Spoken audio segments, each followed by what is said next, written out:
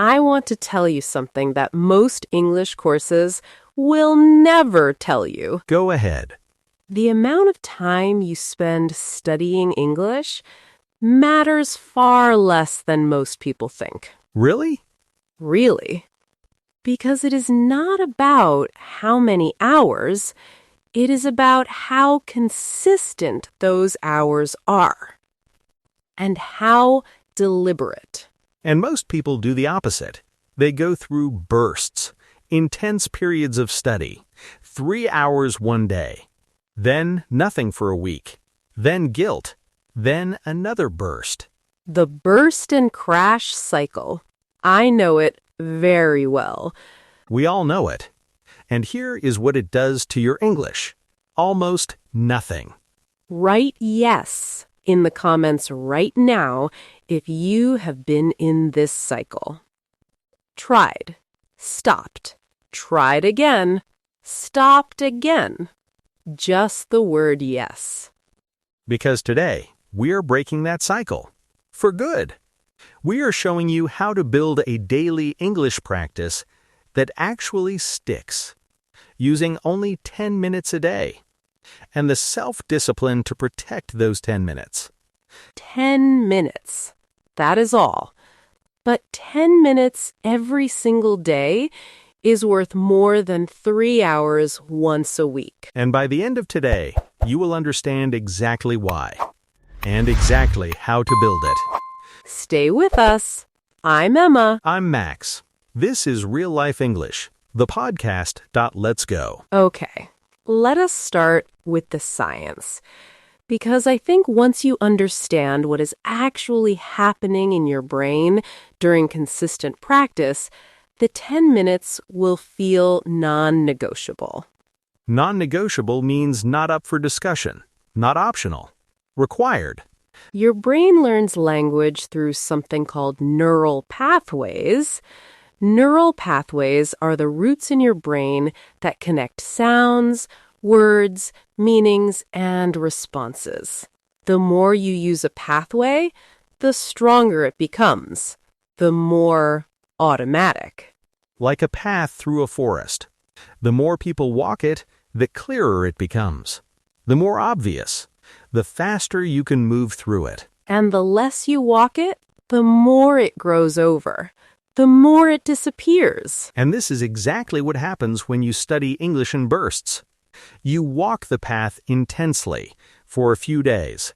The path gets clearer. And then you stop. And the path begins to grow over again. And the next time you come back, you almost have to start again. Whereas 10 minutes every day, walking the path gently but consistently, keeps the path clear. Always accessible. Always improving. Neuroplasticity. Neuroplasticity means the brain's ability to form new connections and change throughout your life.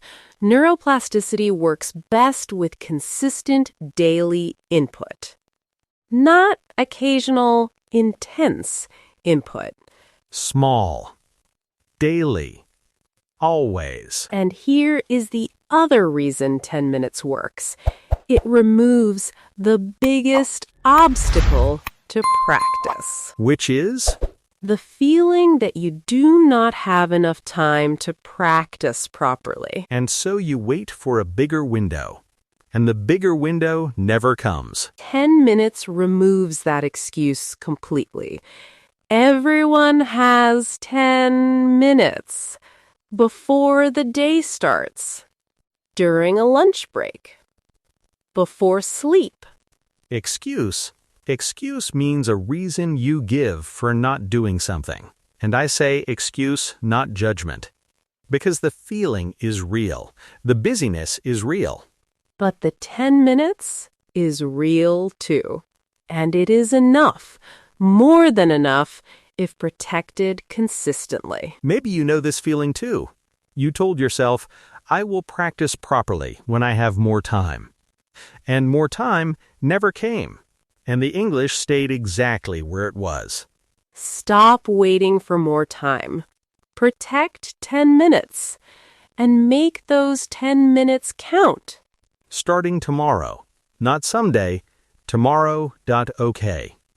So the 10 minutes are protected. Now what do you actually do? This is the most important question.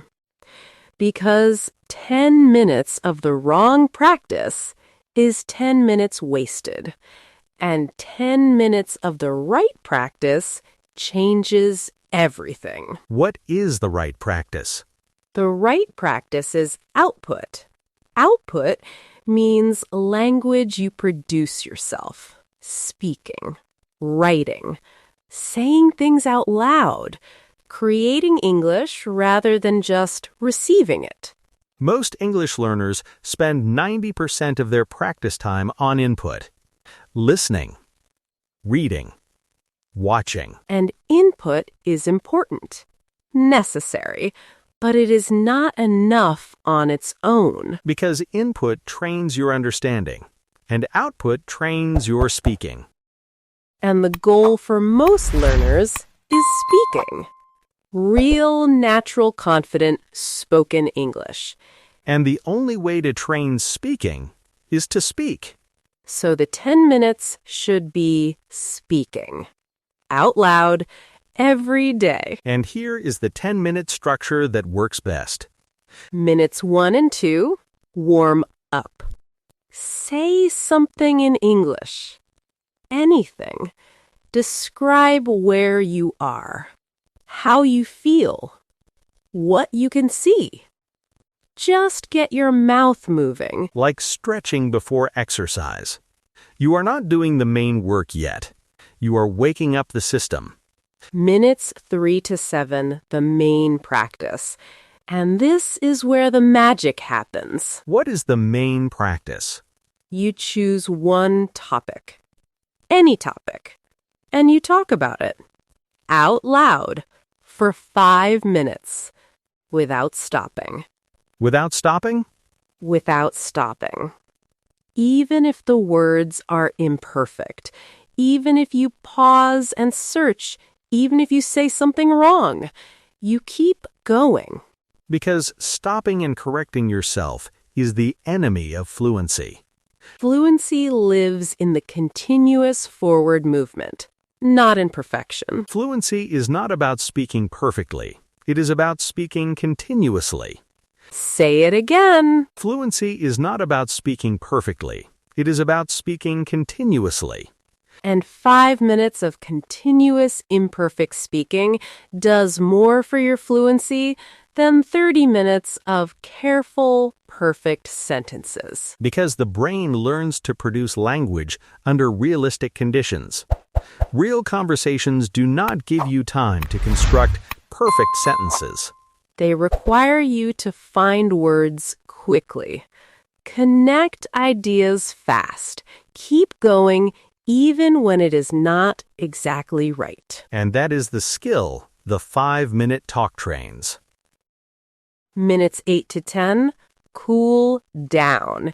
Take one thing you struggled with in the 5-minute talk. One word you could not find.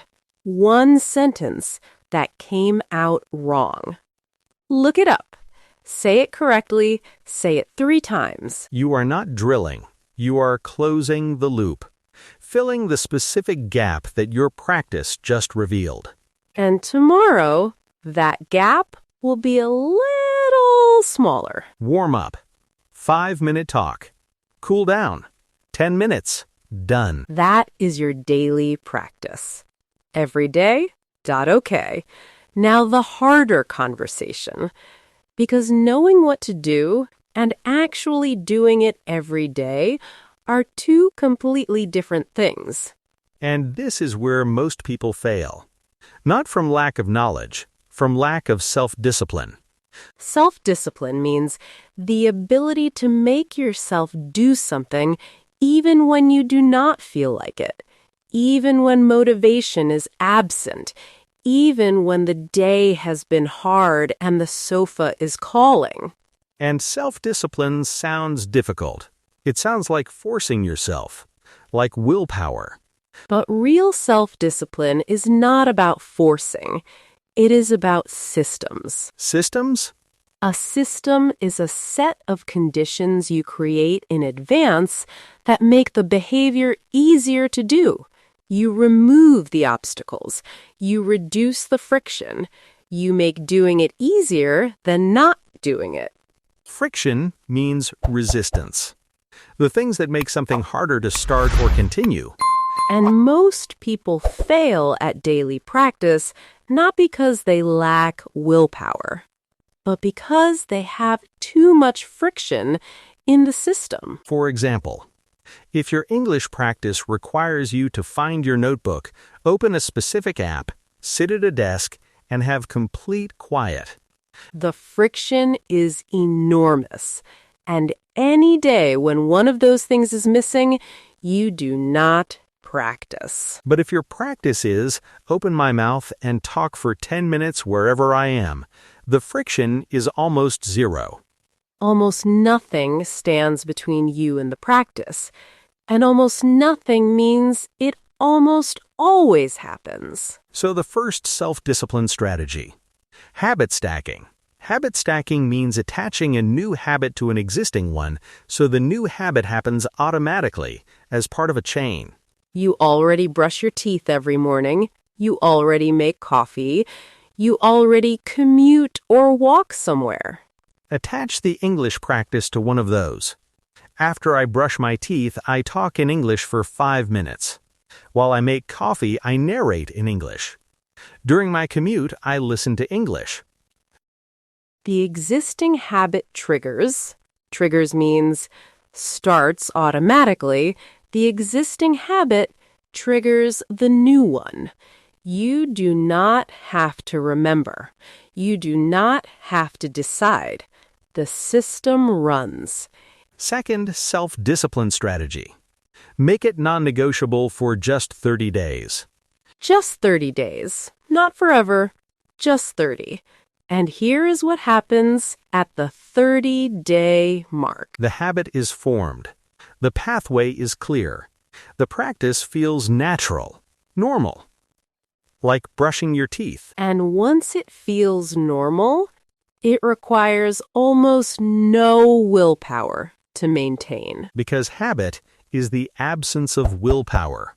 When something is a habit, you just do it, without deciding.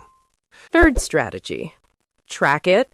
Track means to record and monitor your progress. Mark on a calendar every day you practice. Just an X. One small mark. And after a few days, you have a streak, a chain of X marks. And the streak becomes its own motivation. You do not want to break it. You practice not because you feel inspired, but because you do not want to break the chain.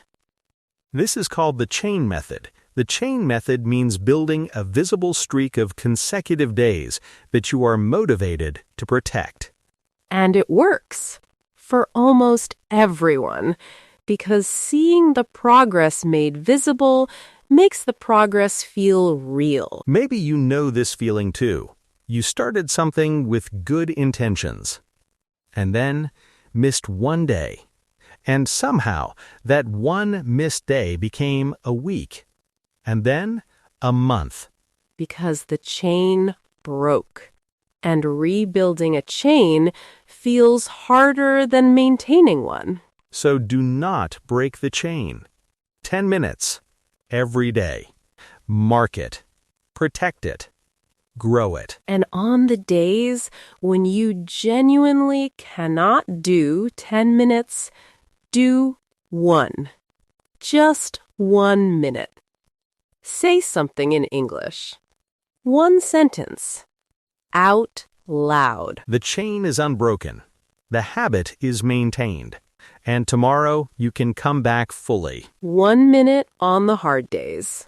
10 on the rest. Always. Without exception. Okay. Practical question. Because one of the biggest obstacles to the 5-minute talk practice is, what do I talk about? And this is a real obstacle. You sit down to practice, and your mind goes blank. And you spend the 5 minutes trying to think of a topic instead of actually speaking. And then you give up. So we are going to give you a list. Topics for your 5-minute talks. Enough for months of daily practice. Topic 1. Your day. Past or future. What happened today? What you are planning for tomorrow? What you are looking forward to this week? Topic 2. A decision you need to make. Talk yourself through it in English. What are the options? What are the advantages of each? What is making you hesitate? Topic 3. Something you read or heard recently. A news story. An idea from a book. Something someone said to you. Topic 4. A place you love. Describe it. Why you love it. A specific memory you have of being there. Topic 5. A person who influenced you. Who they are. What they taught you. How they changed how you see something. Topic 6. Something you wish you knew 5 years ago. What you know now. What you would tell your younger self. Topic 7. Something you are genuinely curious about. A question you do not have the answer to. An idea you find interesting. Topic 8. A habit you are trying to build, or a habit you want to break. What makes it hard? What has helped? Topic 9. Something beautiful you noticed recently. In the world. In a person. In a moment. Topic 10. Your relationship with English. Why you are learning it. What it means to you. Where you want it to take you. 10 topics. That is 10 days of practice. And each one can be repeated. Because what you say about your day on Monday is different from what you say on Friday. And the topics are just starting points. Once you start talking, the words take you somewhere. You follow them. And following the words where they go. That is real English conversation. In practice form. Maybe you know this feeling too. You started speaking and did not know where you were going. And then suddenly you were somewhere interesting. And the words were flowing. And 5 minutes became 10. That is the practice working. That is the pathway opening. Let it happen. Follow the words. Trust the practice. One more important thing. Progress. Because one of the hardest things about daily practice is that the progress feels invisible from the inside. You practice today. And tomorrow, you do not feel noticeably better. And the day after. And the week after. And you start to wonder, is this working? Am I improving? Is the 10 minutes doing anything? And the answer is yes, always. But the progress is cumulative. Cumulative means building up gradually over time, not visible day to day, but very visible month to month. Like growing a plant. You water it every day, and day to day you cannot see it growing. But after a month, it is clearly bigger. Clearly stronger. So how do you measure progress when it is invisible day to day? Record yourself. Record means to capture your voice on audio. Record yourself doing the 5-minute talk once a month. Just once a month. And keep the recordings. And after 3 months, listen back to the first one. And then the most recent one. And you will hear something that your day-to-day experience cannot show you. Real progress. Real improvement. In your speed. In your vocabulary. in your confidence. The recording does not lie. The progress is there, even when you cannot feel it from the inside. And hearing your own improvement, genuinely hearing it, is one of the most motivating experiences a language learner can have. Because it makes the invisible visible. And visible progress is what keeps you going on the hard days, when the practice feels mechanical, when the motivation is low, when you wonder if it is worth it. It is worth it. Always. And the recording will show you. Maybe you know this feeling too. You could not see your own progress. You felt stuck. You felt like everyone else was improving, and you were standing still. You were not standing still. You were growing in a way you could not see yet. Record yourself. Listen back. And see word tour time. Today's vocabulary. One word. One example. One thing to remember. First, consistent. Doing something regularly over time without stopping. Not perfectly, just regularly. Example 1. She was not the most talented English learner in the room, but she was the most consistent, and after a year, she was the most fluent. Example 2. Consistent practice is the closest thing to a guaranteed path to fluency that exists. Remember this, talent is rare. Consistency is a choice. Choose consistency. Next, neural pathways. The roots in your brain that connect words, sounds, meanings, and responses. Made stronger by repetition. Example 1. Every time she retrieved a word under pressure, the neural pathway for that word became a little faster, a little more automatic. Example 2. Daily practice builds neural pathways. Irregular practice lets them grow over. Remember this. Use a pathway or lose a pathway. Every day you practice, you choose to keep it. Output. Language you produce yourself. Speaking, writing, creating English rather than just receiving it. Example 1. She had enormous input. She understood almost everything. But her output was limited because she had almost never practiced producing English. Example 2. Output is where fluency is built. Not in understanding, in producing. Remember this, understanding English and speaking English are different skills. One does not automatically produce the other. Self-discipline. The ability to make yourself do something consistently even when you do not feel like it. Example 1. His self-discipline was not natural. He built it by making the practice so small and so simple that it required almost no willpower. Example 2. Self-discipline is not forcing yourself. It is designing your life so that the right things are easy to do. Remember this. Self-discipline is a system, not a personality trait. Build the system and discipline follows. Friction. Resistance.